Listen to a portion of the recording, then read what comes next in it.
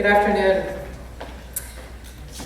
I love hip hop. I have been an active consumer of rap and hip hop since I was 9 years old, and a family friend gifted me Run DMC's album Raising Hell.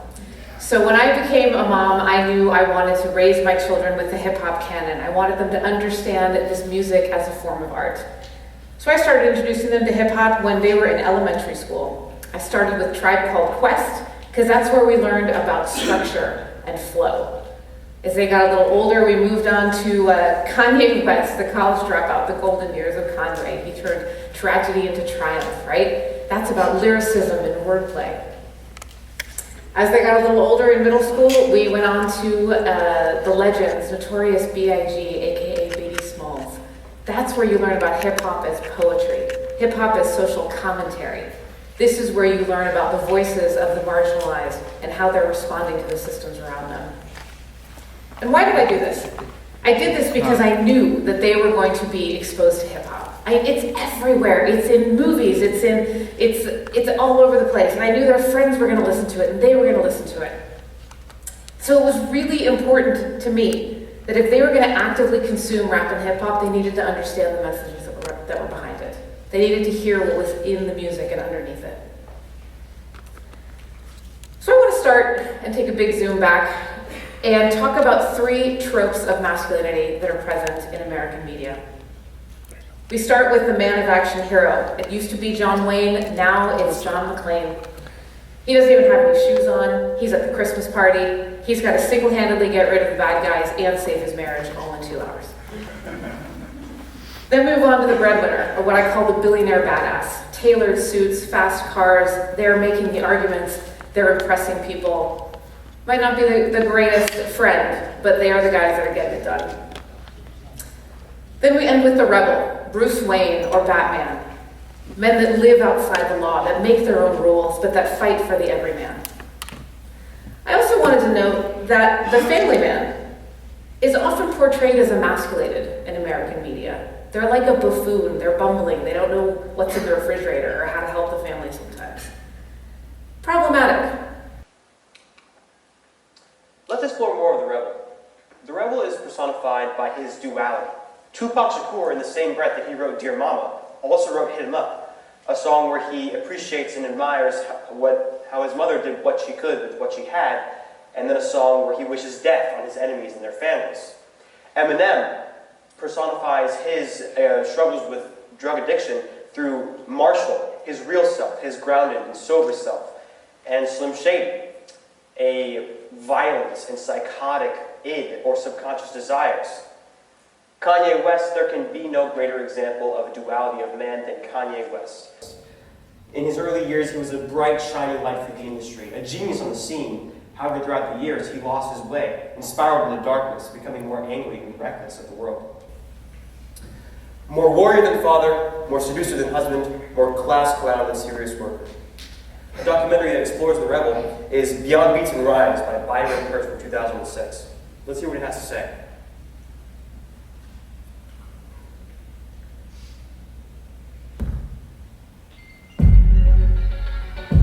Like in this box. The only thing in that box, you have to be strong, you have to be tough, you have to have a lot of girls, you gotta have money, you gotta be a player or a player, you know, you gotta be in control, you have to dominate other men, other people, you know, like any of those things, and you know, people call you soft or weak or a pussy or a chump or a fatty, and nobody wants to do any of those things. So everybody stays inside the box.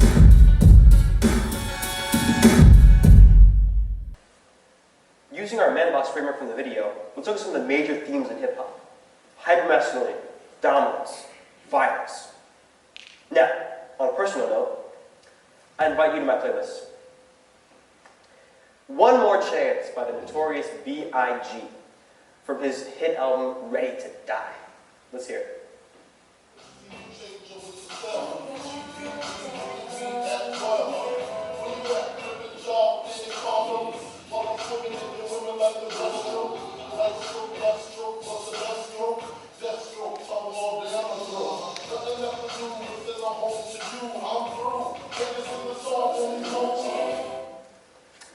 Biggie displays a lot of dominance throughout the song.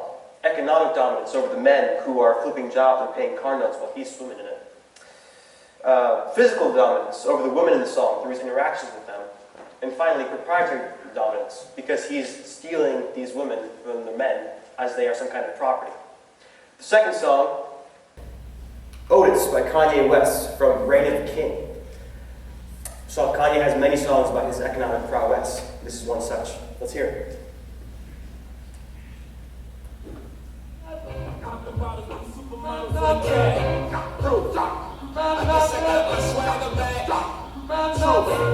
New watch alert, new blows. On the big face rollie, I got corridors. Arm out the window through the city, I'm a new slow. Cut back, snap back, see my cut through the hole. Going easy at home, buddy.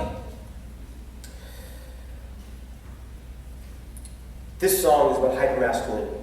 We see this, how he is living his life, popping bottles of supermodels. He is inventing swag. He's got his swagger back. He is that guy. Further down the line, he proves this by using imagery of the gun.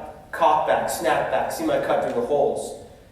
The gun and the man are integral to the masculine performance in this song. Finally, when passing it back to Jay-Z, he calls him Hove or Jehovah, showing how they are not just that guy, they are the man. The next song, Tyler the Creator, on his album Goblin. He wrote this when he was 19, and so it is chock full of his teenage aunts. Let's hear it.